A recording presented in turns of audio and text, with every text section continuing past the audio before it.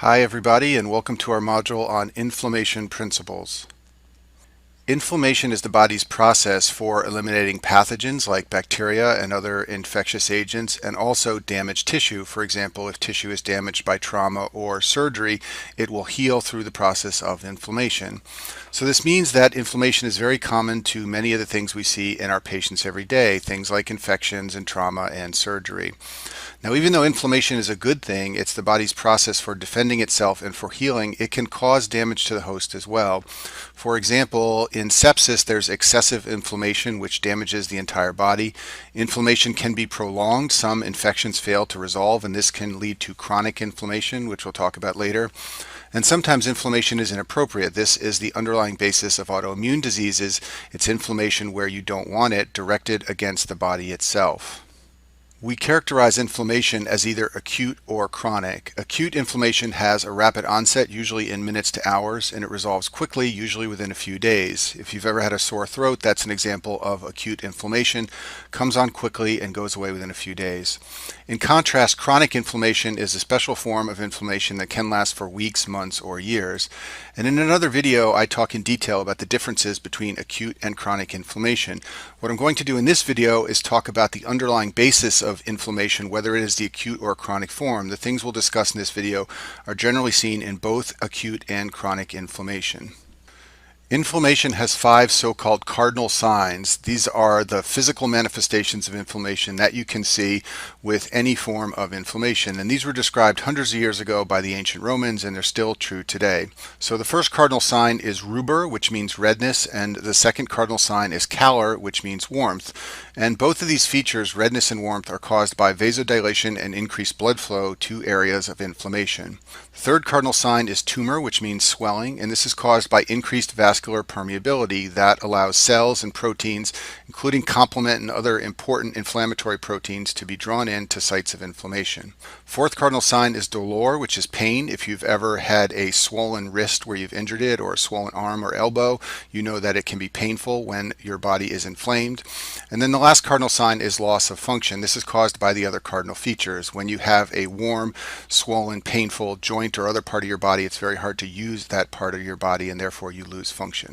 There are many clinical disorders that present with the 5 cardinal signs of inflammation, but one that's easy to get your mind around is an acute attack of gout.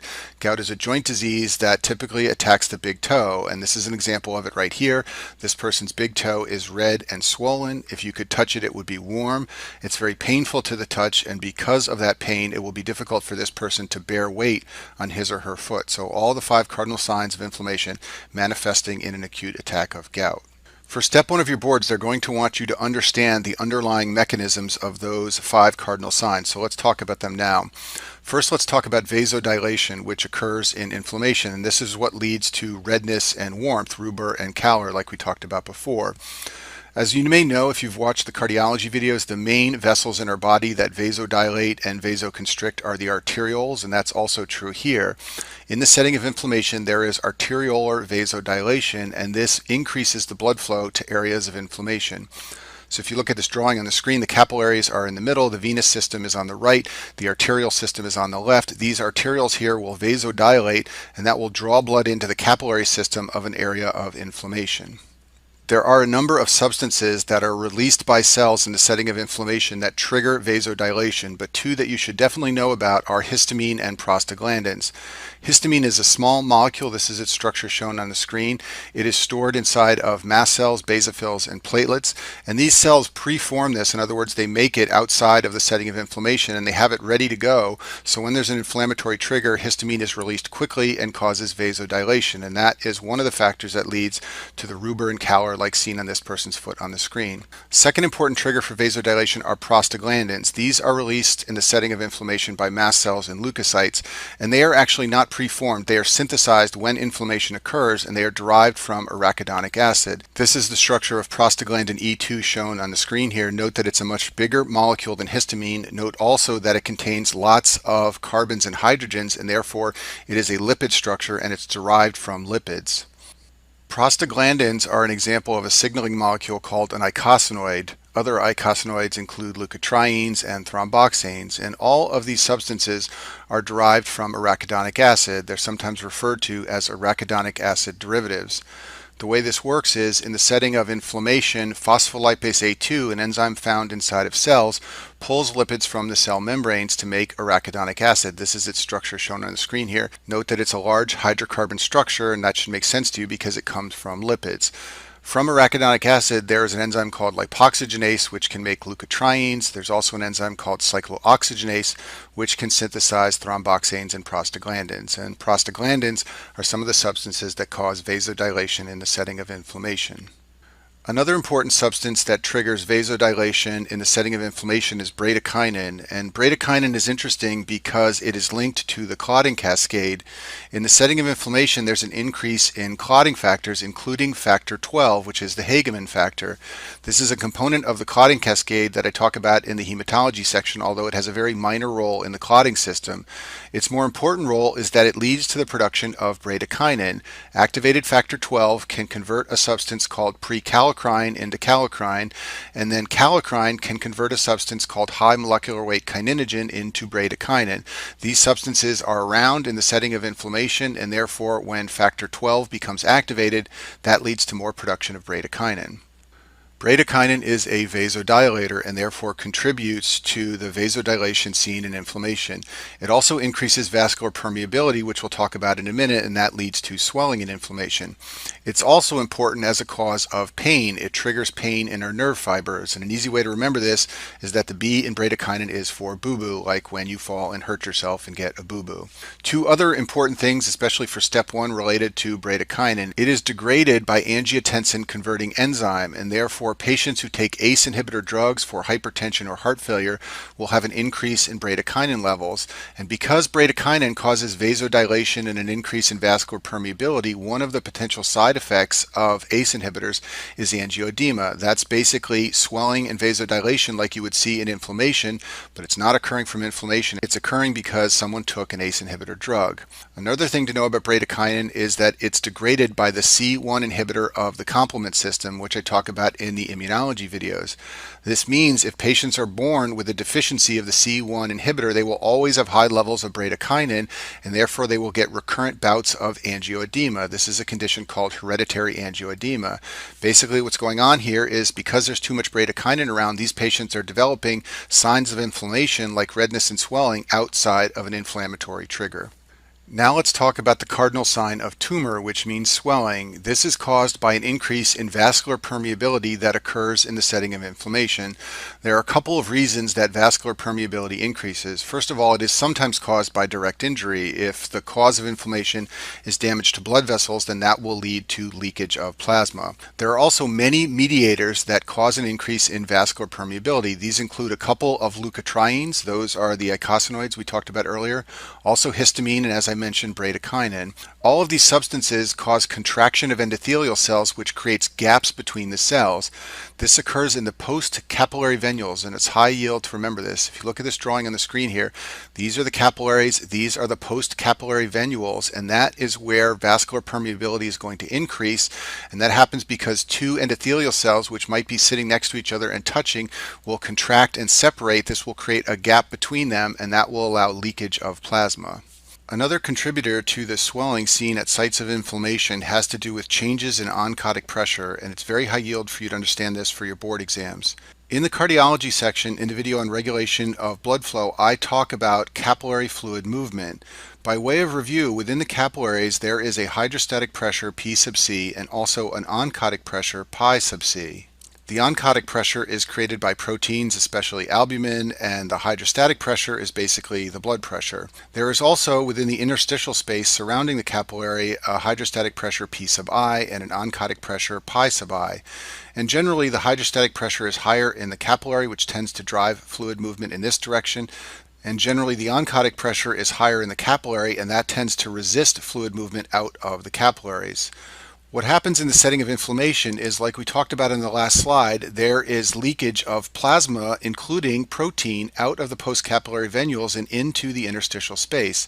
This raises the oncotic pressure in the interstitial space, and this draws fluid out of capillaries into the tissue. So even in parts of the vasculature where the endothelial cells have not contracted to allow for leakage of fluid, there will still be more fluid movement out of capillaries, and that's because the oncotic pressure in the interstitial space at sites of inflammation has gone up. And I've summarized these points on the slide. Oncotic pressure changes drive fluid into tissue at sites of inflammation, and this is caused by a rise in the oncotic pressure in the interstitial space caused by protein influx. When you evaluate patients clinically, you will often identify tissue edema or swelling as part of a disease process. For example, that swollen big toe we saw earlier from gout is an example of tissue edema, but there are many other disease processes that also lead to the same thing. There are basically two reasons why tissue edema can occur as part of a disease process. The first reason is called an exudate, or an exudative form of edema. This is what we've been talking about up to this point in this video. An exudate means fluid leak into tissues that is in form of inflammatory edema from high vascular permeability. And this is what you see in the setting of infections and malignancy. In all these conditions, there are leaky vessels that allow fluid to leak out into the interstitial space and cause swelling. This fluid that is causing the swelling in these situations is said to be an exudative fluid, and the characteristics of an exudative fluid are a high protein content similar to plasma and a high specific gravity, meaning the fluid is concentrated. The reason it has these characteristics is because the cause of the swelling is leakage of plasma, and therefore the tissue edema is close to having the characteristics of plasma. But there is a second reason that tissue edema can occur, and this has nothing to do with inflammation, but it looks the same. It can be hard to tell the two apart. The second type of tissue edema is called a transudate. This is caused when there's very high hydrostatic pressure or low oncotic pressure inside the capillaries. If we look at our drawing on the screen here, remember that the hydrostatic pressure in the capillary drives fluid out into the interstitial space. So if this hydrostatic pressure is very high, that will lead to leakage of fluid, but this has nothing to do with inflammation and nothing to do with an increase in vascular permeability. The same is true if the oncotic pressure in the capillary falls for any reason. Say, for example, the patient is losing albumin from renal disease. That patient will have a low capillary oncotic pressure, and this will favor movement out into the interstitial space. But once again, this has nothing to do with inflammation. So transudates are fluid leaks not due to inflammation, but in contrast to exudates, these fluids that are found in tissue have a low protein content. That's because albumin remains in the plasma and doesn't leak into the interstitial space with the fluid. They also have a low specific gravity. They're very dilute and not concentrated, and that's because only water is moving in this direction. It's not carrying proteins and other contents with it. So I've explained to you the difference between an exudate and a transudate because that difference is very important in a common clinical dilemma, and that involves determining the cause of a pleural effusion. Shown on the screen is an x-ray from a patient with a pleural effusion. This patient has a fluid collection in the pleural space surrounding the lungs. Sometimes when you see a patient with this, you don't know what has caused the effusion, and there are a couple of potential causes. The effusion could be an exudate, and if it was, that would mean it might be caused by an infection or malignancy. On the other hand, the effusion could be a transudate, and if that's the case, it could be caused by high hydrostatic pressure like you see in heart failure, or low albumin like you see in liver and renal disease. How are you going to tell the two apart when they look the same on x-ray? They just appear like a pleural effusion. Well, the way you do this is by doing a test called a thoracentesis, where you insert a needle and take a sample of the pleural fluid. You then test the pleural fluid for the concentration of protein and lactate dehydrogenase, an enzyme found in plasma and pleural fluid. What you do at that point is you compare the concentration of those substances in the pleural fluid to that in the serum, and the ratio of these two numbers will be close to 1 if the pleural fluid is an exudate. That's because in an exudate there is leakage of plasma or serum contents, and therefore the pleural fluid concentration is very close to the serum. On the other hand, if it is a transudate, the plasma concentration will be very low relative to serum, and this ratio will be far away from 1, something like 0.1, 0.2, or 0.3. So what you do is you analyze the pleural fluid, then you apply what's known as Light's criteria. Light's criteria says the effusion is an exudate if the pleural protein to serum protein ratio is greater than 0.5, or the pleural LDH to serum LDH ratio is greater than 0.6, or if the pleural LDH is greater than 2/3 the upper limit of normal for the serum LDH. It's not important to memorize these criteria as a med student preparing for step 1, but you should get the general idea, and that is that the makeup of the pleural fluid is going to be close to serum if the fluid is an exudate. On the other hand, it's going to be relatively dilute compared to serum if the pleural fluid is a transudate. Moving on, let's talk about our next cardinal feature of inflammation, and that is dolor or pain.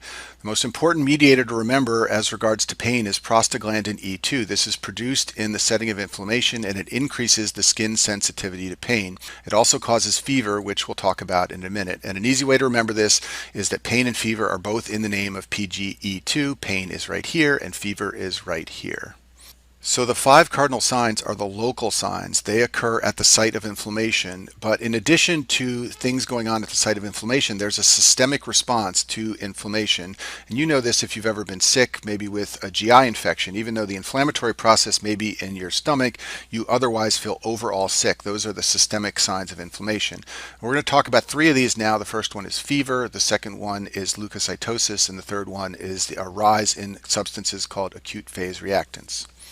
So let's talk about the mechanism of fever. Fever is caused by substances known as pyrogens. All of these substances are capable of increasing the activity of the enzyme cyclooxygenase in the hypothalamus in the brain. And recall that the hypothalamus is the temperature regulatory center of the brain. If we go back to this slide, cyclooxygenase is the enzyme that can convert arachidonic acid into either thromboxanes or prostaglandins, and its activity is increased by substances that are pyrogens. The increase in enzyme activity leads to a rise in the level of prostaglandins in the hypothalamus, and this is what leads to fever. There are a number of pyrogens that occur in the setting of inflammation. Lipopolysaccharide, which is found in many bacteria, is called an exogenous pyrogen because it comes from outside the body. IL-1 and TNF are cytokines. These are produced in the setting of inflammation, and these are endogenous pyrogens because they come from within the body. And so these pyrogens lead to higher levels of prostaglandins in the hypothalamus, and that's what raises the temperature set point. And of all the prostaglandins, the most important one for you to remember as regards to fever is PGE2. And like I told you before, PGE2 also causes pain, and pain and fever are both in the name PGE2. Another systemic sign of inflammation is a leukocytosis or a rise in white count. This is classically seen in the setting of infection, although you can see it in the setting of inflammation from other causes. So a normal white count is less than 11,000. In the setting of infection, it can rise to be as high as 15 to 20,000. In some cases, when there's a raging infection, it can even get as high as 100,000 or rarely higher. This is referred to as a leukemoid reaction because it resembles leukemia. And a very high yield thing to remember for step 1 is that Bordetella pertussis, the bacteria that causes whooping cough, is famous for causing these very high white counts. We don't see Bordetella much anymore because of vaccination, but when it does occur, the white count can get very, very high and mimic leukemia. The cause of leukocytosis is cytokines, especially TNF and IL-1. They trigger cells from the bone marrow to produce more white cells. And the type of white cells that rise in the setting of infection vary with the cause of infection. Bacterial infections usually cause a rise in neutrophils. This is called a neutrophilia. And in the setting of viral infections, there's usually a rise in the lymphocyte count. This is called a lymphocytosis. In the setting of bacterial infection, the leukocytosis often demonstrates a feature known as a left shift. This is part of the normal response to infection. It involves the bone marrow producing more bands, which are immature neutrophils, as well as more neutrophils. To understand this, let's look at this table on the screen. So a normal white blood count might include 10,000 white cells, 55% of which are neutrophils and 5% of which are band forms. In the setting of a bacterial infection, not only will the white cell count go up to 17,000, but the percentage of those white cells that are neutrophils and bands will also rise. This is referred to as a left shift. It gets that name for historical reasons, and it's just part of the normal response to a bacterial infection. For the remainder of this video, I'm going to talk about acute phase reactants. These are all serum proteins whose levels rise in the setting of inflammation, either acute or chronic. Most of them are produced by the liver, and their synthesis is increased usually by cytokines. For most of these, the cytokine that drives their synthesis is IL-6. There are 5 acute phase reactants that are important for you to know, and we'll go through all these in the next few slides. C-reactive protein is usually just called CRP. Liver synthesis of this substance increases in response to IL-6 from macrophages. It has some antibacterial properties. It can bind to bacterial polysaccharides. It can also activate the complement system. And the place this usually comes up clinically is that higher levels are associated with coronary artery disease. Coronary artery disease is an example of a chronic inflammatory process, so patients who have this ongoing in their vasculature have higher levels of CRP, so it's sometimes used as a risk factor to identify patients who might have coronary disease. Serum amyloid A proteins are apolipoproteins that have many roles in the inflammatory response. They're important clinically because they cause a form of amyloidosis called AA, or secondary amyloidosis. In the hematology section, I have an entire video on amyloidosis, but for our purposes here, just know that serum amyloid A proteins rise in the setting of inflammation, and therefore in chronic inflammatory conditions, these proteins can deposit and form amyloid, and that's why secondary amyloidosis is seen in the setting of chronic inflammation, like in rheumatoid arthritis, ankylosing spondylitis, or inflammatory bowel disease. Ferritin is a protein that binds iron. It's the iron storage protein. When iron is stored inside of cells, it is stored bound to ferritin. And you can find iron stored like this inside of macrophages of the liver and the bone. And this has clinical significance if you're trying to diagnose iron deficiency. In the anemia videos in the hematology section, I talk about how to diagnose iron deficiency anemia, and one of the ways you do that is by measuring the ferritin level, which will be low in the setting of iron deficiency. However, if you're trying to diagnose iron deficiency and the patient has an infection or has some other type of inflammatory process, it makes the ferritin measurement unreliable, and that's because iron deficiency would usually lower the ferritin, but inflammation raises the ferritin, and therefore interpreting the ferritin in the setting of inflammation is hard to do, and therefore we usually don't try to diagnose iron deficiency using the ferritin level in the setting of inflammation. Hepcidin is another acute phase reactant. It has some antibacterial properties. It's important clinically because it inhibits iron transport. It binds to something known as ferroporotin in cells of the liver as well as macrophages. This leads to iron being trapped inside of cells as ferritin, and this contributes to the anemia of chronic disease, which I talk about in the hematology section. And our last acute phase reactant is fibrinogen. This is factor 1 of the clotting cascade. It promotes adhesions between cells, especially platelets and endothelial cells, and this is helpful in the setting of inflammation, and that's why its level rises in inflammation and why it's an acute phase reactant.